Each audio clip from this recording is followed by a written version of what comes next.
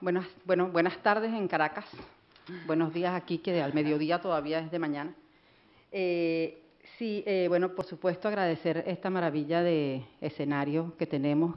que dividir la mirada entre los expositores y el mar maravilloso que nos acompaña. Yo nunca había tenido un congreso a la orilla del mar con un ventanal de esta calidad.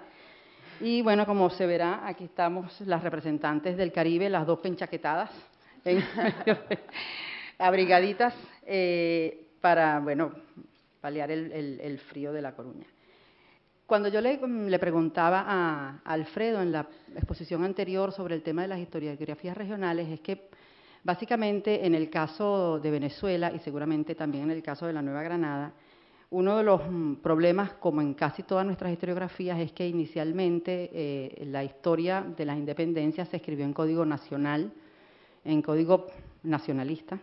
y eso determinó que nada de lo que ocurría hubiese especificidades que destacar, salvo la idea de que todo había ocurrido en un discurso que promovía y tenía dispuesto desde sus orígenes la obtención de la independencia. De manera que ninguna particularidad, ninguna especificidad regional o ninguna diferencia que no estuviese asociada a ese discurso nacional que determinaba desde sus orígenes una vocación independentista fue contemplado por el discurso historiográfico. De hecho, las iniciativas de carácter juntista que se dieron fuera de Caracas, de la misma manera que fue interpretada la iniciativa juntista de Caracas de abril, se consideró desde su momento como una junta de carácter independentista, independientemente de que los documentos y de que la práctica y de que las argumentaciones, no solamente en los documentos originales, sino en todas las representaciones, insistiera reiterativamente en la vocación de lealtad al monarca, ¿no? Por otra parte, aquellas provincias que mantuvieron o que tuvieron una posición de disensión o de disidencia y que se mantuvieron fieles a la regencia, simple y llanamente no entraron dentro del discurso historiográfico, básicamente porque la consideración de que no calzaran en el discurso nacional o las condenaba por traición o las excluía simplemente del discurso por su omisión patriótica. Esto obviamente va a hacer un discurso bastante uniforme que determina también un consenso historiográfico muy sólido que es relativamente característico de nuestras historiografías nacionales en América Latina. Y yo diría que un primer punto de inflexión ocurre relativamente temprano, en 1939, con la historia de la Primera República de Caracciolo Parra Pérez, cuando va a plantear, yo diría que casi que como pionero, un capítulo dedicado específicamente a la revolución en las provincias,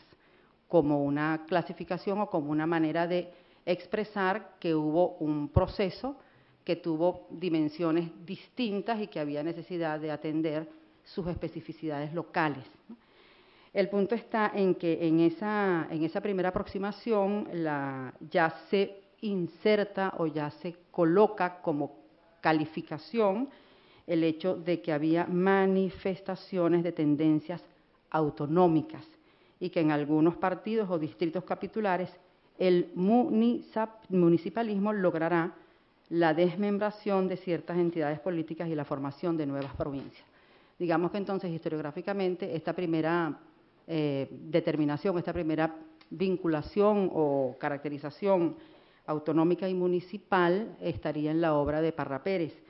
Sin embargo, la explicación que ofrece Parra Pérez para esta incorporación de la idea de esos autonomismos o de esos municipalismos es realmente una explicación que se va a mantener a partir de ese momento por mucho tiempo y que se refiere a la posibilidad o a la idea de que había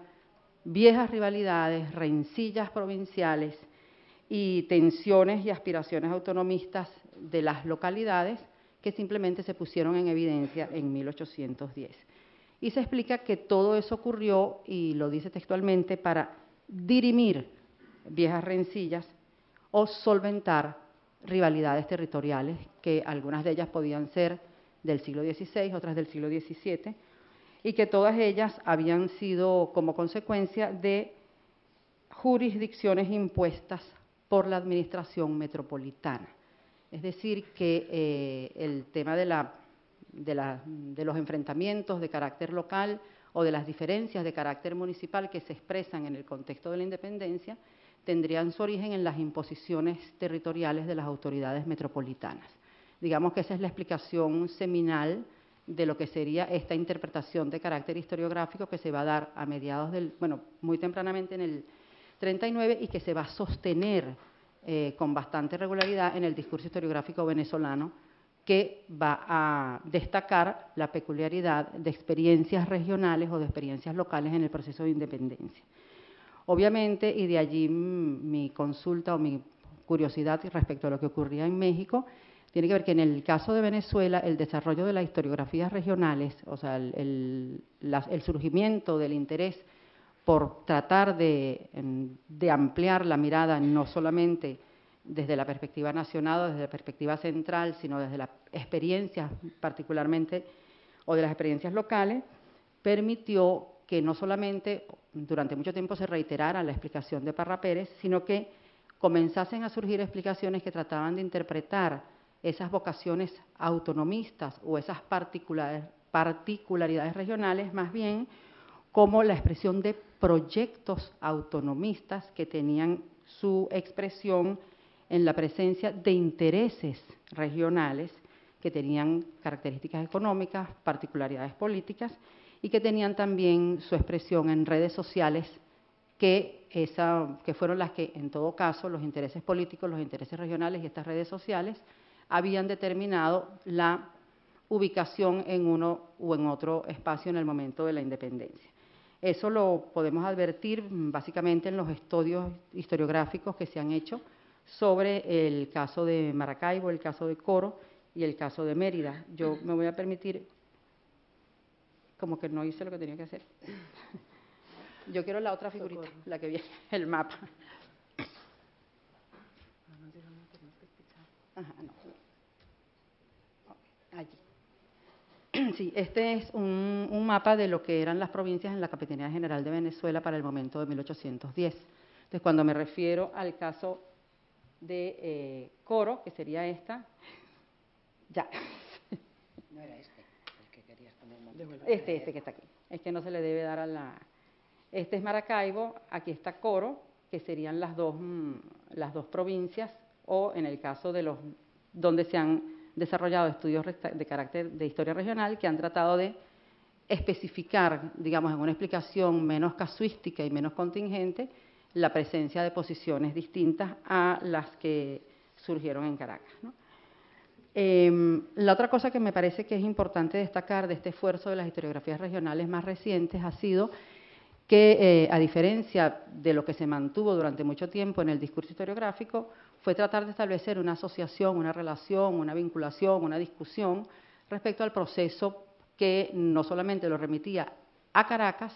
sino que lo remitía a la crisis política de la monarquía en España. Entonces, hay una ampliación de la mirada, ya no se trata simplemente de identificar las confrontaciones dentro de una territorialidad que es la Capitanía General de Venezuela, y como rencillas territoriales internas, sino que las disensiones, los conflictos, las contradicciones se expresan también tratando de incorporar como una variable digna de atención el proceso que está ocurriendo del otro lado del Atlántico.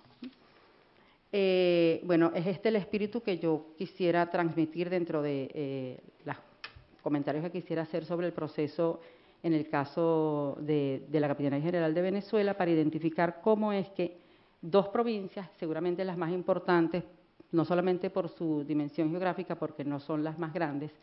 sino por la densidad demográfica y los potenciales económicos que ambas tenían, que eran Maracaibo y la provincia de Caracas, van a ver afectada su territorialidad y van a ver afectados sus intereses y su continuidad como provincias, luego del estallido de la crisis de 1810. Yo voy a pasar muy rápido por el año 1808, básicamente porque en el año 8, cuando se conocen las noticias de la crisis de la monarquía y de todo el proceso que ha ocurrido en la península, las respuestas van a ser bastante uniformes, ¿no? Yo creo que no va a haber respuestas distintas ni en Maracaibo, ni en Caracas, ni en Coro, o sea, en las provincias que componían la Capitanía General de Venezuela. hay realmente una uniformidad respecto a, como ocurre en casi toda Hispanoamérica, de lealtad al monarca y de defensa de lo que sería la integridad del imperio. En el caso de Caracas va a haber una iniciativa fallida de un proyecto de junta que se va a dar en noviembre y que ese proyecto de junta que está constituido o promovido por los vecinos principales en una alianza entre peninsulares y criollos, donde hay más criollos que peninsulares, y que su discurso es absolutamente idéntico al de las juntas que se constituyen en la península, la propuesta, bueno, no va a tener resultados, no solamente no va a tener resultados, sino que ellos son juzgados, condenados y finalmente absueltos sin ninguna consecuencia, e incluso ellos van a insistir mucho en sus demandas luego del juicio y del enfrentamiento, que se reconozca por escrito que en ningún caso ha habido ninguna tentación o ningún acto que infrinja su declarada, clara e irrefragable lealtad al monarca y a la corona. De manera que no podríamos identificar diferencias sustantivas en el caso de los pronunciamientos que ocurren en 1808 respecto al conjunto de las provincias que forman parte de la Capitanía General de Venezuela, salvo un intento de junta que ocurre en Caracas, que tiene una propuesta que se enmarca dentro de lo que son los discursos de lealtad y fidelidad al monarca que se expresan también en la península. En el caso de Maracaibo hay un alboroto con un pasquín que ponen en una pared y todo, pero no pasa de allí, ¿no? Yo diría que más bien las diferencias y las tensiones van a surgir precisamente a partir de 1810 y se van a dar, obviamente, en distintas localidades, pero yo quisiera enfocarme básicamente en los casos, como ya dije, de Maracaibo y de Caracas, por las consecuencias que en cada uno de esos territorios tiene el proceso del año 10, ¿no? Bueno, es bastante conocido los sucesos del 19 de abril de 1810. Acabamos de celebrar nuestro magno bicentenario. Son muchos los documentos fidelistas del año 10, no uno, ni dos, ni tres, muchísimos, o sea, en la prensa, en las proclamas, de manera que no cabe duda que en el 19 de abril de 1810, la vocación de la Junta de Caracas es, bueno, como en otras juntas, la de Buenos Aires, la de Chuquisaca, la de La Paz y las otras que ocurren, la de Buenos Aires, la de Santiago de Chile, es manifestar la lealtad al monarca y establecer el depósito de la soberanía interina, en tanto que se despeje el panorama de los reyes prisioneros, ¿no? Son, ¿verdad?, reiterativos los discursos que se producen en las proclamas y en la prensa de Caracas para argumentar la ilegitimidad de la regencia. La ilegitimidad de la regencia en función de la ilegitimidad de representación que constituye un cuerpo que no está, o sea, que después de haberse llamado a las provincias como parte constitutiva de la monarquía, no expresa esa equidad o esa legitimidad de representación. Si uno ve efectivamente, o si uno tiene oportunidad de ver, o de leer esa profusión de discursos, es bastante uniforme, o sea, no hay mayores disensiones, hay un consenso en la argumentación respecto a la ilegitimidad de la regencia y a la legitimidad de esa reasunción de la soberanía por parte de la Junta de Caracas. No obstante, muy rápidamente la Junta de Caracas identifica, pero muy rápidamente es que al día siguiente se da cuenta que su